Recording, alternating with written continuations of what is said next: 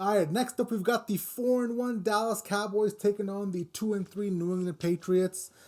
This is America's team versus the previous America's team, and I'll leave it up for vague interpretation and who those teams are. Oh, here we go. So Puma, who do you got winning this game, man? Man, I never thought I'd live to say this, but how about them Cowboys? I'm going with Dallas. I mean, Dallas, they opened up against the New England Patriots. This is all the odds are from DraftKings Sportsbook, the unofficial sportsbook of the Pro Football Radio podcast. They opened up as a 4-point favorite. The over-under opened up at 49.5.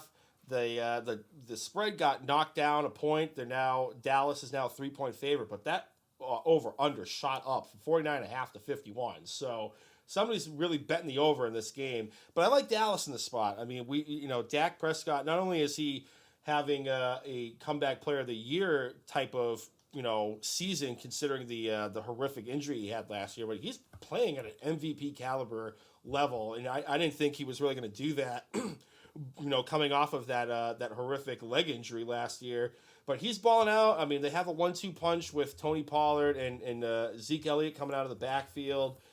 New England is kind of middle of the pack against the rush, but I think this is kind of going to be the most dynamic rushing attack that they faced so far. So this is going to be a true test for the New England Patriots.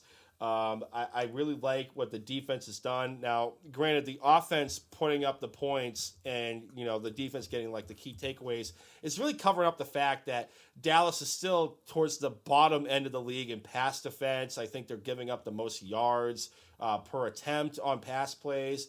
But, it gets masked up pretty well when Trayvon Diggs is coming up with an interception almost every game at this point. Mm-hmm. But I really do give credit for Dan Quinn trying to right the ship. I kind of buried Dan Quinn at the beginning of the season on our first episode of the podcast for week 1 of the NFL season, and he's really done a great job. It's been commendable. I like Dallas in this spot.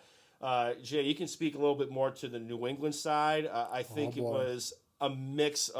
It's better to win ugly than to lose pretty. We can all agree to that. But let's be honest. If there was a competent coach with the headset on in Houston, there's no way they get back in that game. Like they're even with the rookie quarterback in Davis Mills, who really handed Bill his lunch for like the first time in a long time for a rookie quarterback going up against Bill Belichick. I think he's the second rookie quarterback to throw 3 touchdowns in a game against Bill. The first one to do so was Russell Wilson, if I recall correctly. So, I mean, if Callie, the head coach for Houston, comes up with a little bit more logical game management, like not doing a 0-yard punt and not doing like a horrid field goal kicking attempt with the kicker that's been in the bottom of the league in accuracy, they're going to win that game last week. But I'll leave the New England side for you. I have Dallas winning this game. They're going to cover the 3. I lean, 51.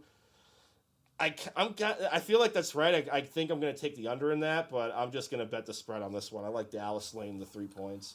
Puma, you're right, man. So the Patriots ended up beating the Texans 25-22 last week, but the main storyline has to be the fact that they were down 22-9 at one point, and it was only after the Texans started self-destructing is when the Patriots got back into the game, right?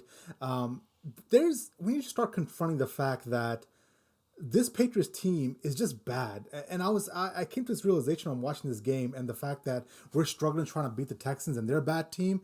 And it hit me very quickly that this is just 2 bad football teams that are playing on the field right now. And for the Patriots, the most disappointing thing is, man, they just keep making the same dumb mistakes over and over and over again. This is 5 weeks in. We're going to the 6th week, and the defense looks horrid. The running backs can't hold on to the football. The offensive line did play better, but, for the most part, I don't think they've been that impressive this year. On top of that, the coaching itself wasn't that great, man. And what you're seeing now is the biggest reason why this team is having troubles is this defense is old, slow, and the younger players aren't producing like we thought they would. Like, we all think like players like Duggar are supposed to be panning out, Uche, Winovich, all those guys are just not panning out, and this roster is bad because of that.